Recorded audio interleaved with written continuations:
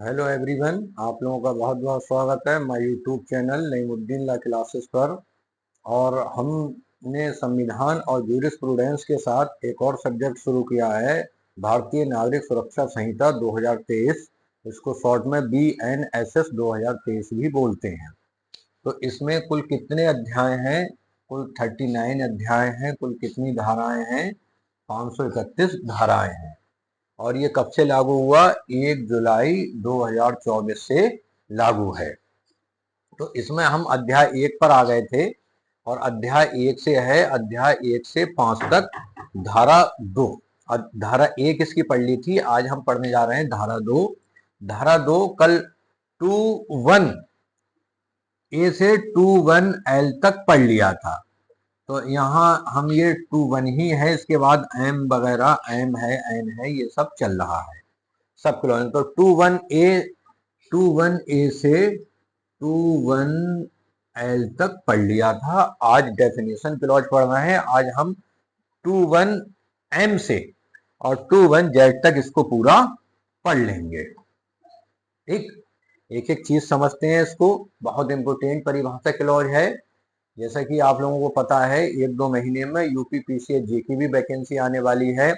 उत्तराखंड की वैकेंसी आ ही चुकी है, उसके फॉर्म भरे जा रहे हैं।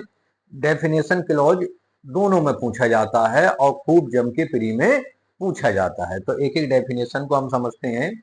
तो आज पहली डेफिनेशन है सेक्शन 21M, न्यायिक कार्यवाही।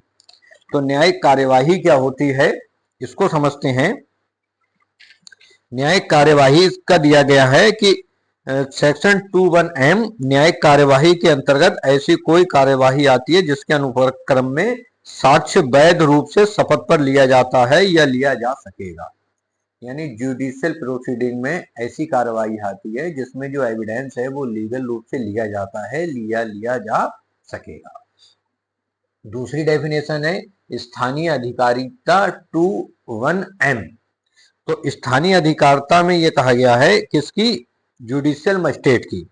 यानी किसी न्यायालय या मजिस्ट्रेट के संबंध में स्थानीय अधिकारिता से वह स्थानीय क्षेत्र अभिप्रेत है जिसके भीतर ऐसा न्यायालय या मजिस्ट्रेट इस संहिता के अधीन अपनी सभी या किन्हीं शक्तियों का प्रयोग कर सकेगा और ऐसे स्थानीय क्षेत्र में संपूर्ण राज्य या राज्य का कोई भाग समाविष्ट हो सकेगा जो राज्य सरकार अधिसूचना द्वारा विनिर्दिष्ट करे। यह है स्थानीय अधिकारिता। ये लगभग थाने वाइज हो जाती है अगर आप प्रैक्टिस में देखेंगे। ये जो अब जो है टॉपिक 21O, असंज्ञेय अपराध। ये ध्यान रखना, हमेशा 21 से ही ये शुरू हुआ है और फिर ABCD करके ये 1 सब में ही लगा रहेगा। तो 21O में असंज्ञेय अपराध। तो 2 अपराध आपसे बहुत ज्यादा पूछे जाते हैं, कभी कभी इनमें अंतर भी पूछ लिया जाता है।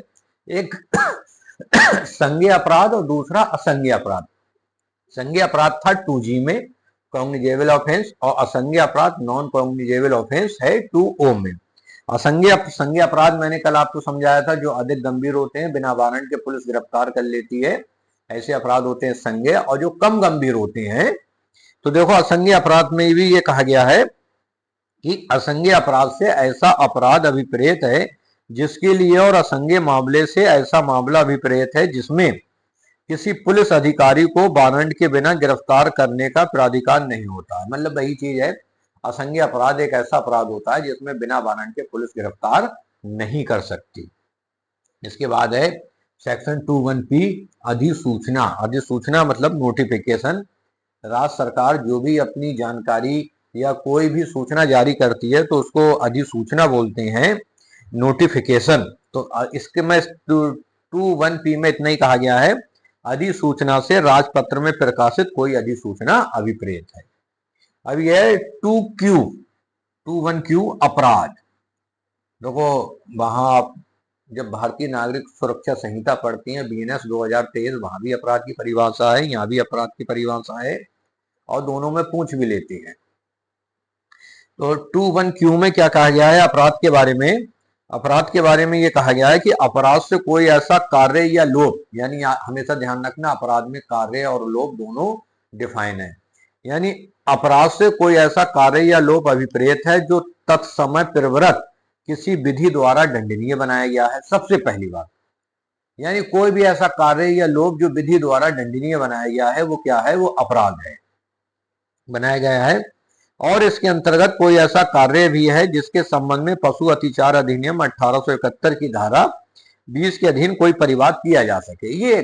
ये आपको ध्यान रखना है, ये लाइन कि पशु अतिचार अधिनियम 1871 की धारा 20 के तहत यदि किसी कार्य या लोभ के लिए परिवाद दायर किया जा सकता है तो वो भी भारतीय नागरिक सुरक्षा संहिता 2023 में अपराध की श्रेणी में आता है। इसके बाद है पुलिस थाने का भारत साधक अधिकारी 2R। तो पुलिस थाने का भारत साधक अधिकारी आप सब जानते हैं, इन्हें एसओ भी बोलते हैं, एसएचओ भी बोलते हैं।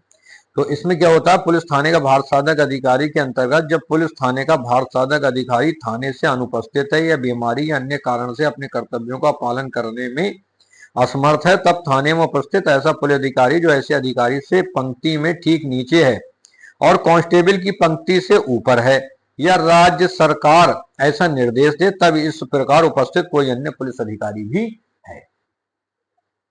फिर आगे है 2S स्थान, प्लेस। तो स्थान में भी क्या है, तो इस प्लेस में कहा गया है 2S में स्थान के अंतर्गत गृह, भवन, तंबू, यान और जलयान भी है। यानी स्थान में आपका घर भी है, आपका यान भी है, जलयान भी है, तंबू भी है और भवन भी आता है। ठीक। फिर है 2T police report. Police report क्या है, पुलिस रिपोर्ट से किसी पुलिस अधिकारी द्वारा धारा 193 यानी 193 की उपधारा 1 के अधीन मजिस्ट्रेट को भेजी गई रिपोर्ट अभिप्रेत है। पुलिस रिपोर्ट से यहाँ वो रिपोर्ट अभिप्रेत है जो पुलिस जो है मजिस्ट्रेट को भेजती है। फिर है पुलिस थाना यानी पुलिस स्टेशन 2U।